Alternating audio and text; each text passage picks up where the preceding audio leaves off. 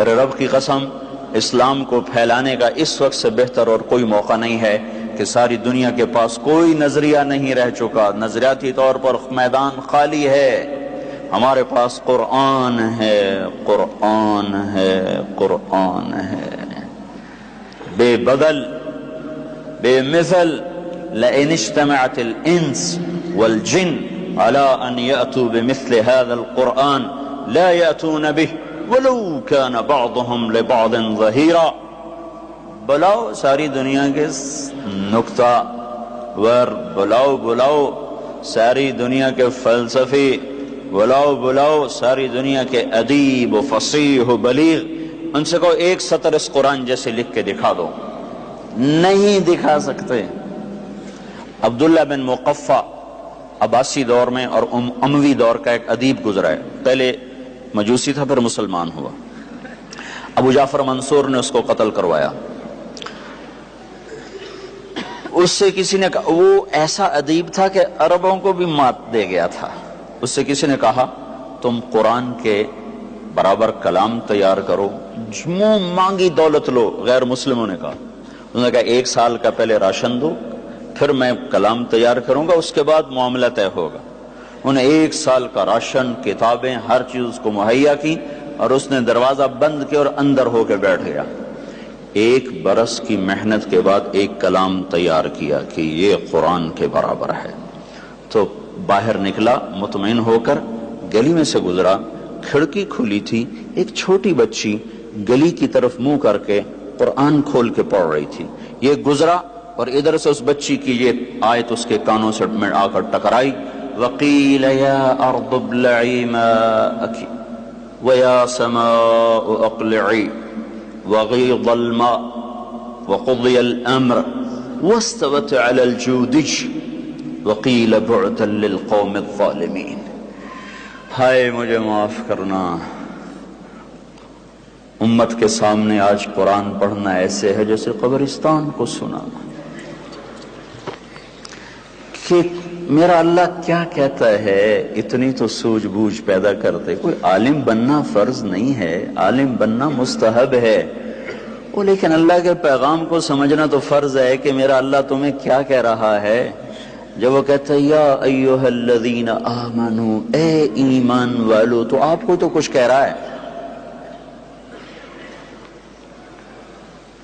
یہ آیت وہ ہے جس نے عبداللہ کے پورے بدن پہ راشا طاری کر دیا، کانپنے لگا، اور وہاں سے واپس ہوا، جا کر اپنے ساری 1 سالہ محنت کو پھاڑ کے پھینک کر کہنے لگا میرے کلام کو تو ایک آیت کھا گئی، میں کیا پیش کروں گا۔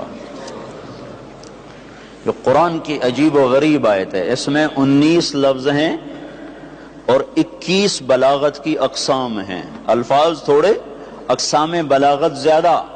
اسے کائنات کے رب کے سوا کوئی نہیں کر سکتا۔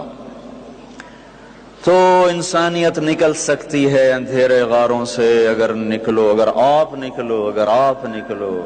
تبلیغ میں ہم یہی پیغام لوگوں کو دے رہے ہیں۔ تبلیغی جماعت کوئی جماعت نہیں ہے، ایسا جماعتیں کوئی فرقہ واریت کو بھڑکانے والی نہیں ہیں، یہ پیغام دے رہے ہیں کہ اللہ کا پیغام ساری دنیا میں پہنچا دو، پھیلا دو۔ تو میرے بھائیو، جب اللہ ہی سب کچھ ہے تو اب یہ کیسے ہو سکتا ہے کہ زمین کپ کپائے، تھر تھرائے، اور پہاڑوں پہ لرزہ طاری ہو جائے، اور عمارتیں زمین میں دھنس جائیں، اور ایک خوفناک صورتحال انسان دیکھنے بیٹھیں؟ یہ کیسے ہو سکتا ہے کہ اللہ کو پتہ ہی نہیں چلا اور ہو گیا؟ ایک طبقہ کہتا ہے بنایا اللہ نے ہے پر اب اللہ فارغ بیٹھا ہوا ہے، اب اللہ کا کوئی عمل دخل نہیں، اور اللہ تعالیٰ کہتا ہے یولج اللیل فی النہار ویولج النہار فی اللیل، اور اللہ کہتا ہے یخرج الحی من المیت ویخرج المیت من الحی، اور اللہ تعالیٰ کہتا ہے تؤتی الملک من تشاء وتنزع الملک ممن تشاء وتعز من تشاء وتذل من تشاء بیدک الخیر انک علی کل شیء قدیر تولج اللیل فی النہار وتولج النہار فی اللیل وتخرج الحی من المیت وتخرج المیت من الحی وترزق من تشاء بغیر حساب، اور اللہ تعالیٰ کہتا ہے امن خلق السماوات والارض وأنزل لكم من السماء ماء فأنبتنا به حدائق ذات بهجة ما كان لكم أن تنبتوا شجرها أإله مع الله بل هم قوم يعدلون أمن جعل الأرض قرارا وجعل خلالها أنهارا وجعل لها رواسي وجعل بين البحرين حاجزا أإله مع الله. بتاؤ ان عقل کے پرستاروں کو کہ ابھی تک اللہ نے لگام کسی اور کے ہاتھ میں نہیں دی، بنا کے آزاد نہیں چھوڑا. دھرتی اسی کی ہے، اسی کی مانے گی، آسمان اسی کا ہے، اسی کی مانے گا، بادل اللہ کے، ہوائیں اللہ کی، چاند تارے اللہ کے. ہے میرا وجود میرا ہوتا تو میں بوڑھا کیوں ہو جاتا ہوں؟ میں کب چاہتا ہوں میں بوڑھا ہو جاؤں؟ میں مر کیوں جاتا ہوں؟ میں کب چاہتا ہوں کہ میں مر جاؤں؟ دھرتی ہماری ہوتی تو ہم نے کب چاہا تھا؟ پتھر سے پتھر دل بھی نہ چاہے گا کہ پہاڑ ہل جائیں اور 1,00,000 انسان یا جتنے بھی اللہ ہی جانتا ہے وہ موت کی وادی میں چلے جائیں. کوئی اور ہے جو یہ فیصلے کرتا ہے. اس بات کا ہمیں یقین ہے کہ اس کا فیصلہ ظلم سے پاک ہے. قرآن میں 5 دفعہ اللہ نے کہا وَمَا رَبُّكَ بِظَلَّامٍ لِّلْعَبِيدِ، اور کئی دفعہ کہا اِنَّ اللَّهَ لَا يَظْلِمُ النَّاسَ شَيْئًا. اللہ اپنی صفائی پیش کر رہا ہے، میں ظالم نہیں ہوں، ظالم تو تم ہو. اِنَّهُ كَانَ ظَلُومًا جَهُولًا، ظالم تم ہو، تمہارا اللہ نہیں ہے. کریم رحیم ذات ہے. تو اللہ نے بنانے کے بعد اپنے قبضے میں رکھا، آزاد نہیں چھوڑا. دن ہو، رات ہو، موسم ہو، برسات ہو، آندھی ہو، ہوا ہو، سرسر ہو، صبا ہو، عقیم ہو، حاملات ہوں، ذاریات ہوں، جاریات ہوں، اور یہ ساری ہواؤں کے نام ہیں جو قرآن میں آئے ہیں. اور پتھر ہوں، پہاڑ ہوں، آبی ہو، خاکی ہو، ناری ہو، نوری ہو، ہوائی ہو، فضائی ہو، خلائی ہو، عرشی ہو، فرشی ہو، فرشتے ہوں، انبیاء ہوں، انسان ہوں، جنات ہوں، نباتات ہوں، جمادات ہوں، حیوانات ہوں، جھپٹنے والے ہوں، غرانے والے ہوں، پھنکارنے والے ہوں، بل کھانے والے ہوں، تیرنے والے ہوں، چنگھاڑنے والے ہوں اور دھاڑنے والے ہوں. ان سب پر ایک اللہ کی حکومت ہے. یہ ایک پل نہ ادھر ہو سکتے ہیں نہ ادھر ہو سکتے.